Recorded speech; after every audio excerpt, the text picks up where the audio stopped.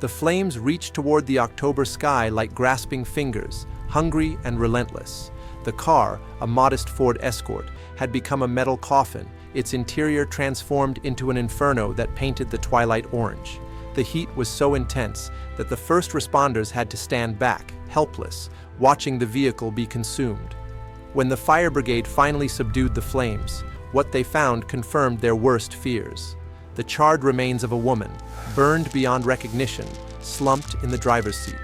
And 30 feet away, sitting on the damp grass with his head in his hands, was her husband, dazed, soot-stained, but miraculously alive.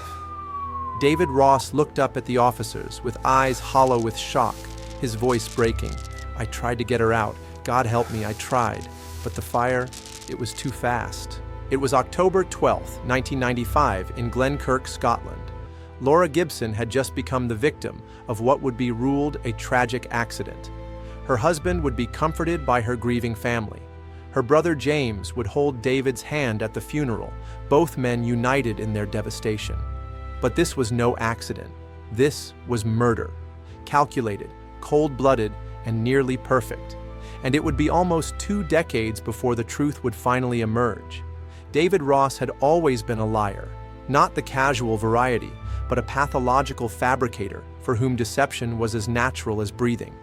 Born in 1959 to a respectable Edinburgh family, David chose manipulation over merit from childhood. His school records told the story. Frequent absences blamed on mysterious illnesses, dramatic tales of family tragedies that never occurred, small fires that broke out with suspicious regularity wherever young David happened to be. By his 20s, David had developed a personal philosophy. Why earn it when you can take it? To him, people weren't individuals with inherent worth. They were resources to be exploited, obstacles to be removed, tools to be used and discarded. In 1987, David worked as a hospital orderly in Dubai. During this period, several unexplained deaths occurred in the pediatric ward. Children who had been stable one moment and mysteriously coding the next. An internal investigation was launched, but nothing was proven.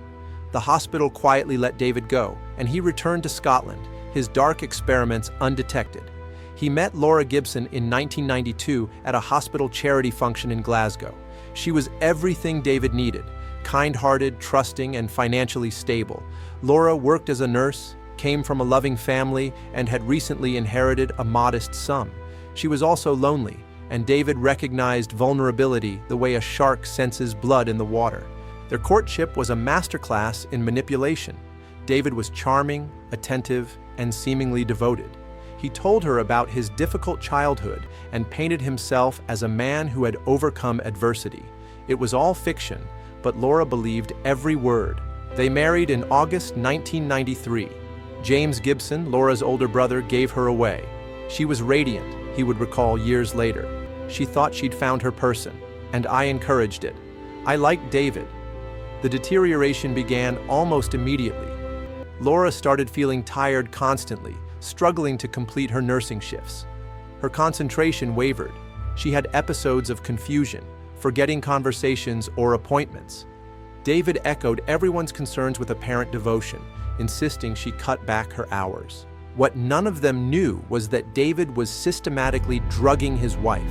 Small doses of prescription sedatives, added to her tea or coffee, carefully calibrated to impair without obviously incapacitating. He had access through his work as a medical supply representative, a job secured through falsified credentials. Within months of marriage, David had taken out multiple life insurance policies on Laura, spreading them across different companies to avoid red flags.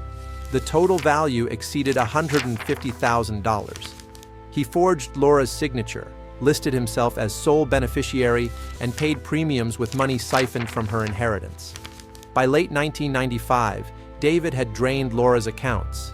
The insurance policies were active. It was time to collect.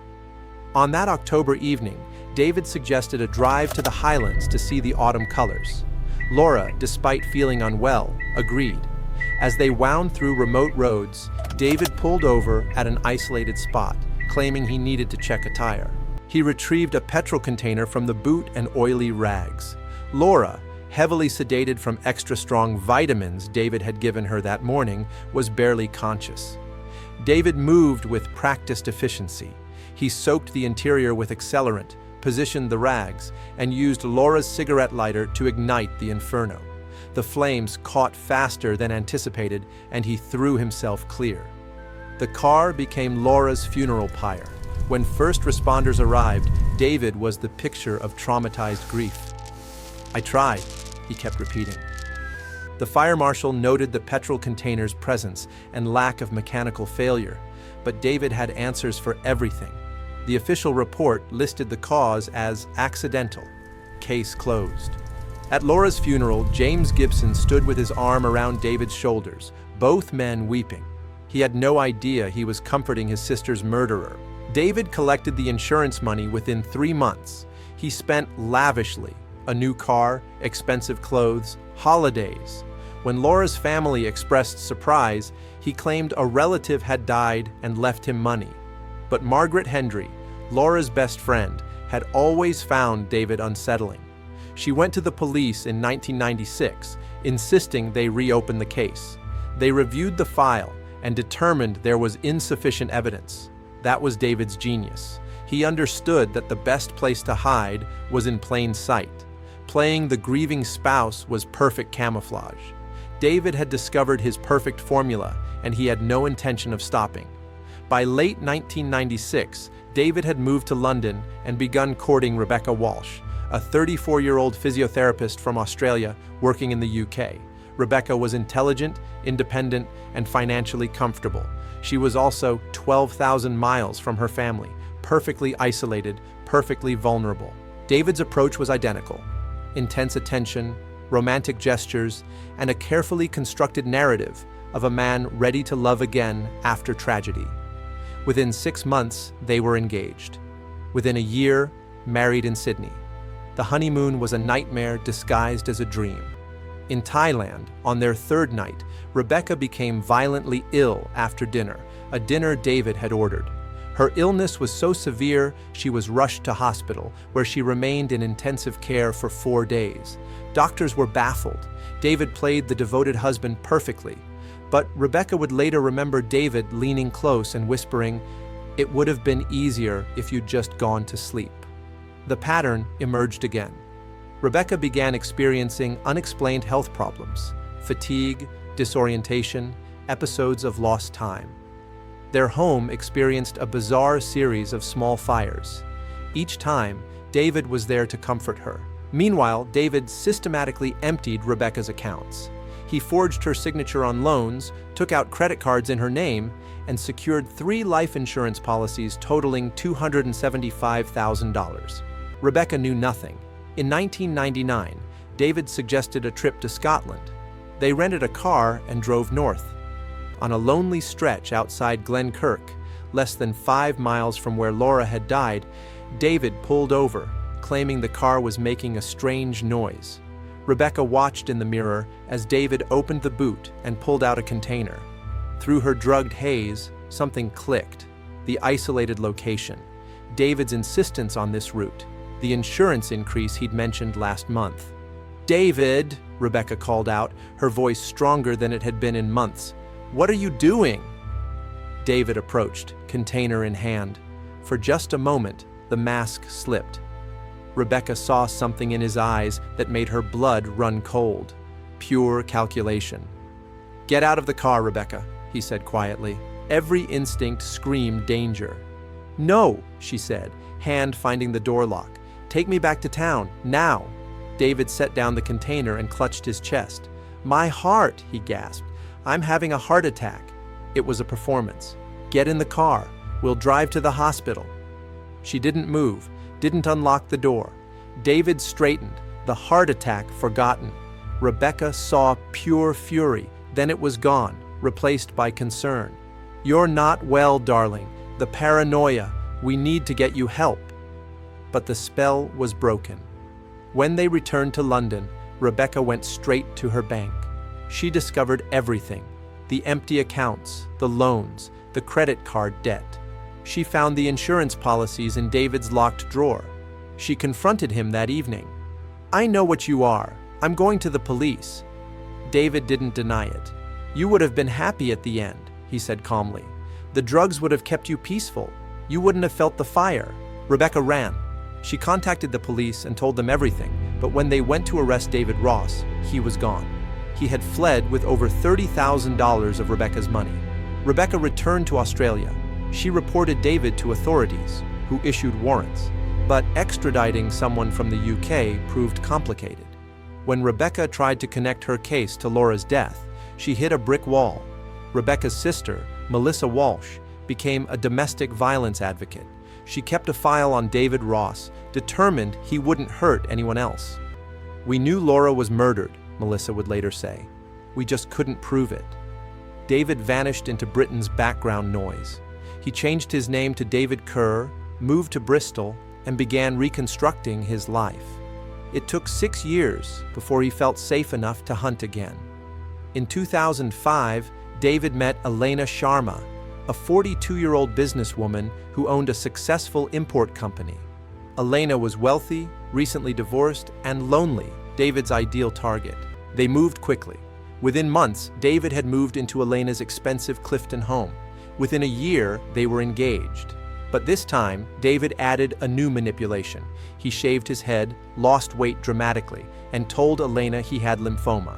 The cancer was treatable, he assured her, but it made him think about legacy. Elena, heartbroken, changed her will, making David primary beneficiary.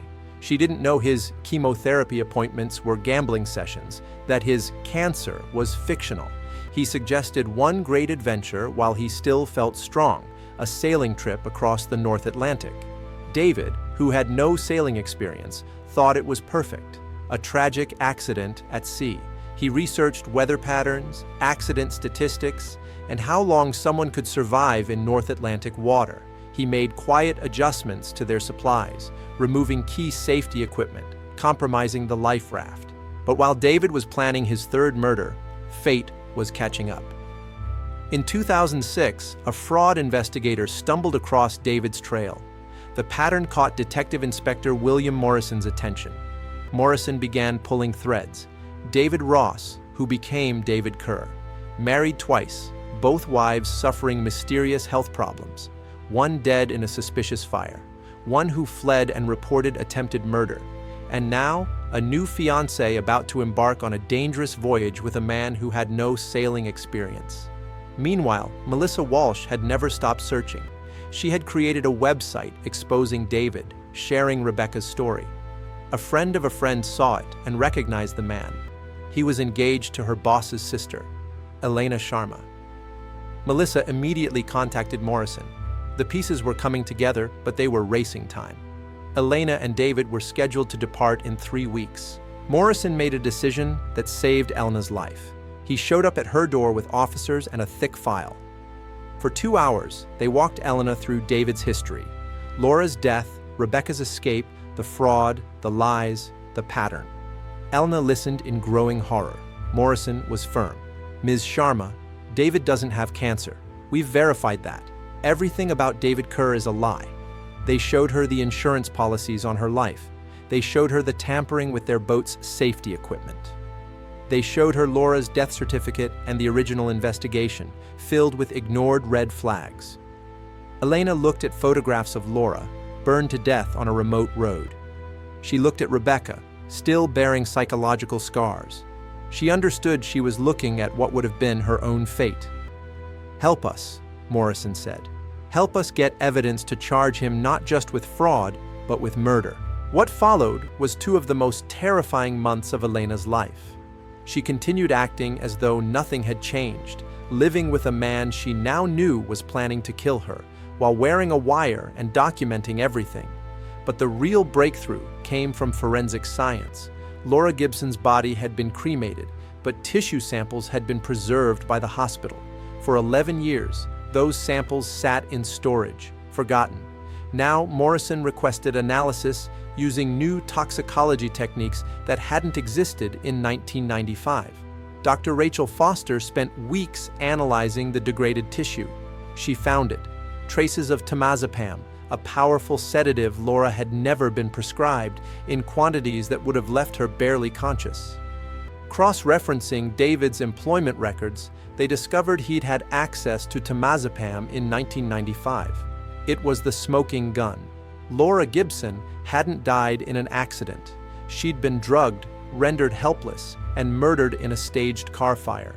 On September 15, 2006, police arrested David Kerr at Elena's home. He was charged with Laura Gibson's murder, Rebecca Walsh's attempted murder, and multiple counts of fraud against all three women. His bail was denied. The trial began in March 2011 in Glasgow High Court. It would become Scotland's longest trial against a single accused, lasting nearly 4 months. The prosecution laid out a devastating case: 3 women, 3 attempts, 1 survivor only through luck and courage. Rebecca Walsh flew in from Australia to testify. Seeing David in the dock, older now, his face haggard, Rebecca felt not hatred, but pity. "He told me I would be happy at the end," Rebecca testified steadily. "That he would make sure I didn't suffer, as if that made it acceptable, as if murder could be a kindness if you did it gently enough." She looked directly at David. He wouldn't meet her eyes. Elena described months of living with a killer. "Every night, I went to sleep wondering if I would wake up," she said. "Every meal, I wondered if it was poisoned. Every time we discussed our trip, I heard him planning my death and had to smile and agree." But the most powerful testimony came from James Gibson. Now in his 60s, gray-haired and worn by grief and guilt, James spoke about his sister with a love that filled the courtroom. "Laura was the best of us," he said, his voice breaking. "She was kind and funny and brilliant. She saved lives, and she trusted the wrong man, and it cost her everything." He paused, wiping his eyes. "At her funeral, I held David's hand. I comforted him. I told him he was family. I held my sister's murderer's hand and told him I loved him like a brother." James looked at David with infinite sadness. "I'll carry that shame for the rest of my life, but he'll carry the weight of what he did for eternity." David's defense was that he was a liar and thief, yes, but not a murderer. His barrister argued Laura's death was genuinely accidental, that Rebecca's story was a misunderstanding, that Elena was entrapped by police.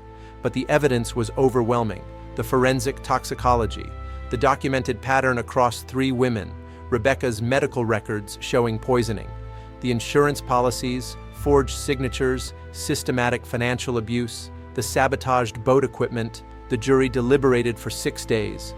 When they returned, the 4 women delivered the verdicts: guilty of murder in the case of Laura Gibson, guilty of attempted murder in the case of Rebecca Walsh, guilty of fraud and attempted fraud, guilty on all 23 counts. David Ross showed no emotion. Elena wept with relief. Rebecca, watching via video link from Australia, finally allowed herself to believe it was over. James Gibson sat very still, eyes closed, and whispered a prayer for his sister. Judge Lord Harrington took his time with sentencing. "David Ross," he began, "you are a predator of the worst kind. You selected vulnerable women with good hearts and open natures, and you exploited them systematically. You isolated them, poisoned them, manipulated them, and when they were no longer useful, you attempted to murder them for financial gain. Laura Gibson died in terror and agony, conscious enough to know she was burning, but too drugged to save herself. Rebecca Walsh escaped only through her own courage. Elena Sharma was saved only by law enforcement's diligence and a sister who refused to let your pattern continue. You have shown no remorse. Your only regret seems to be that you were caught. You are, by every meaningful measure, a psychopath, someone entirely unable to see other human beings as anything other than objects to be used." Lord Harrington sentenced David Ross to life imprisonment with a minimum of 30 years before parole eligibility. Given David's age, 52 at sentencing, it was effectively a life sentence. He would not be eligible for parole until 2041, when he would be 82. As officers led him from the dock, David finally looked back. His eyes found Elena, then the screen showing Rebecca. His expression was unreadable. Perhaps, for the first time, David Ross was confronting the reality that other people were not simply resources to be exploited. James Gibson spent the next 2 years fighting to have Laura's headstone amended. The original inscription included, "Beloved wife of David Ross." James wanted those words removed, wanted every trace of David's claim on his sister erased.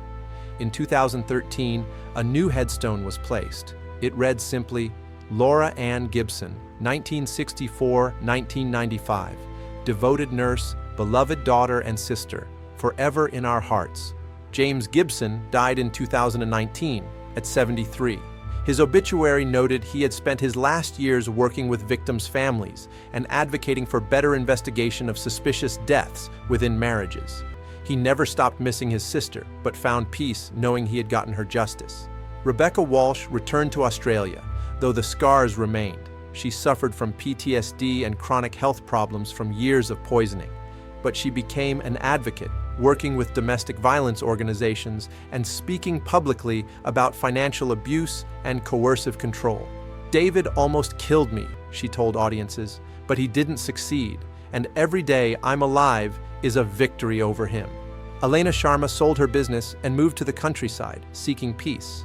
She rarely spoke publicly, but provided one statement: "I was days away from death and didn't know it. That's the most terrifying thing, how normal everything seemed. My only advice, trust your instincts. If something feels wrong, it probably is." David Ross remains in HM Prison, Edinburgh. He has given only one interview in 2015, maintaining his innocence regarding Laura's murder, while admitting to poor judgment regarding Rebecca and Elena. When asked if he felt remorse, he responded, "I regret the situation I find myself in. Not the deaths he caused, but the consequences to himself."